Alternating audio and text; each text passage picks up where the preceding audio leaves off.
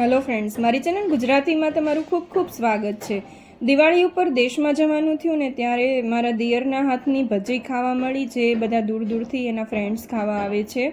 બહુ ટેસ્ટી, એકદમ પરફેક્ટ રસોઈયા જેવી જ ભજી બનાવે છે. તો તમે નોર્મલ ભજી તો આપણે ઘણા બધા બનાવતા જ હોઈએ છીએ, પણ આજે તમારે જો એકદમ રિયલ કુંભાણી ભજી ખાવી હોય ને તો એકદમ રસોઈયા જેવી ભજી, આ એકદમ પરફેક્ટ માપ સાથે અને કઈ કઈ વાતનું ધ્યાન રાખે છે, થોડી ડિફરન્ટ રીતે બનાવે છે. તો કઈ રીતે બનાવે છે આ વિડીયોમાં હું તમને એના જ હાથેથી જણાવીશ. તો જો ચેનલ ઉપર નવા હો તો ચેનલને સબસ્ક્રાઈબ જરૂરથી કરી લેજો આવી નવી નવી રેસીપી માટે, અને વિડીયો ગમે તો વિડીયોને લાઈક જરૂરથી કરજો.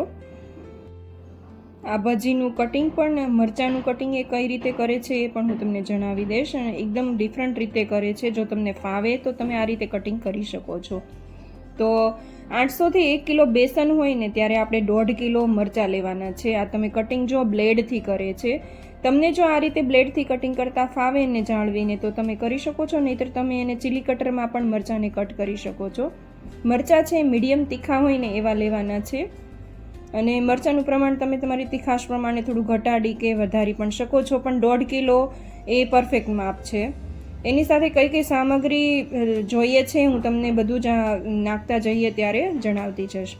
મરચાંનું કટિંગ થઈ ગયું છે. હવે આપણે એક મોટા વાસણમાં એને બધું મિક્સ કરવાનું છે. તો મિક્સ કરવાનું પણ અલગ રીતે છે. તો સૌથી પહેલાં વાસણમાં મરચાં લઈ લેવાના છે.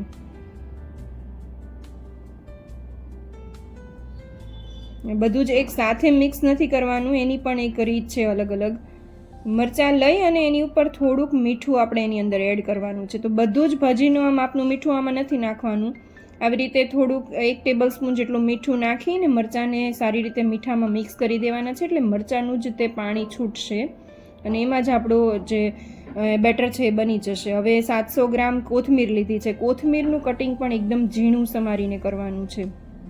કોથમીર નાખી બધું આવી રીતે નાખતા જઈને આવી રીતે એકદમ દબાવીને એડ કરતા જવાનું છે. અહીંયા આદુ 300 ગ્રામ લીધું છે ને આદુને આપણે ચીલી કટરમાં જ કટ કરવાનું છે. એકદમ ઝીણું ઝીણું કટ કરવાનું છે. મિક્સરમાં પેસ્ટ નથી કરી નાખવાની. તો ચીલી કટરમાં આવી રીતે ઝીણું કટ કરીને બધું જ આપણે એડ કરી દેવાનું છે. 300 ગ્રામ જેટલું આદુ લીધું છે.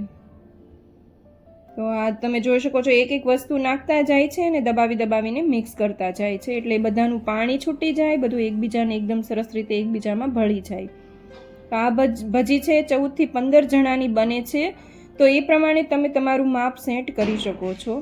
અહીંયા લીલું લસણ 200 ગ્રામ જેટલું નાખ્યું છે. જનરલી એ લીલું લસણ પણ નથી નાખતા, પણ અત્યારે શિયાળો છે અને અમે રિક્વેસ્ટ કરી તો થોડુંક એડ કર્યું છે.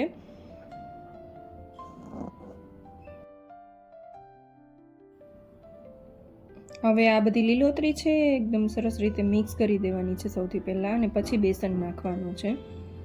અહીંયા બાકી થોડીક બચાવીને રાખી હતી કોથમીર, એ પણ એડ કરી દીધી છે.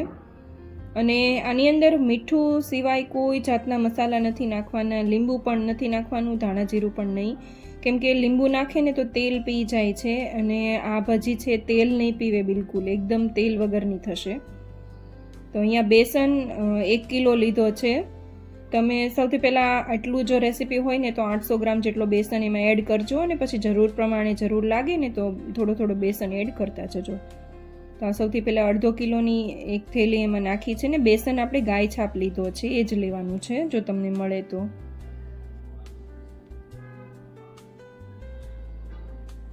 થોડો કરતાં બધો જ 1 કિલો બેસન એમાં એડ થઈ ગયો છે.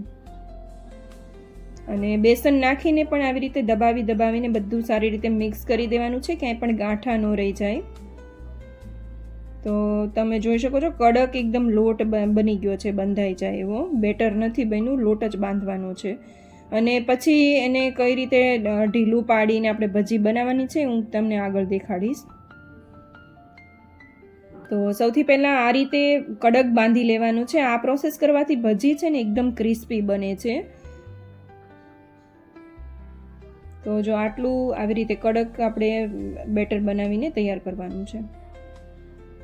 હવે આવી રીતે થોડું પોર્શન આપણે જે એક બેચ બનાવીએ ને એટલું લેવાનું છે. એમાં થોડુંક મીઠું એડ કરવાનું છે પ્રમાણસર, અને થોડું એમાં પાણી એડ કરી દેવાનું છે. તો 2 ટીપા 1 સ્પૂન જેટલું પાણી એડ કરતું જવાનું ને થોડુંક ઢીલું કરતું જવાનું છે.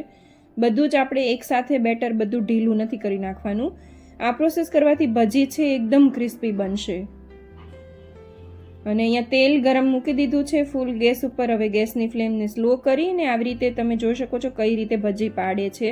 તો એક આંગળી અને અંગૂઠાથી થોડું થોડું પોષણ નીચે પાડતું જવાનું છે, એટલે પતલી પતલી ભજી બનીને તૈયાર થાય. તો પેલા હાથમાં થોડું પોષણ લઈ અને આવી રીતે થોડું થોડું નીચે પાડતું જવાનું. તમે પ્રેક્ટિસ કરો એટલે તમને પણ આવડી જશે. બહુ ઇઝી છે આને પાડવાનું.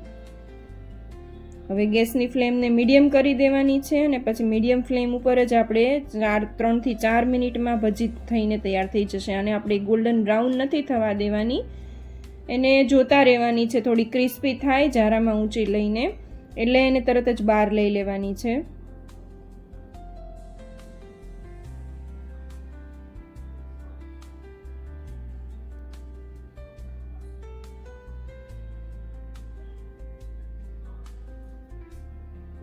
તો જો આ ભજી બનીને તૈયાર છે, એકદમ યલો જ તમને દેખાશે. હવે આ ક્રિસ્પી થઈ ગઈ છે એટલે એને બહાર લઈ લેવાની છે.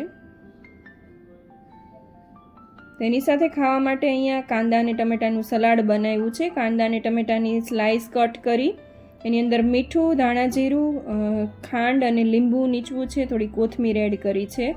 અને આ સલાડ અને છાશની સાથે આ ભજી ગરમા ગરમ બહુ સરસ લાગે છે. તો એક બેચ બનતી જઈને ખાતા જશું ને તો ગરમા ગરમ ભજી ખાવાની બહુ મજા પડશે. તો ફ્રેન્ડ્સ, રેસીપી ગમી હોય ને તો કોમેન્ટમાં રેડ હાર્ટ જરૂરથી આપજો. Thank you for watching. જય શ્રી કૃષ્ણ.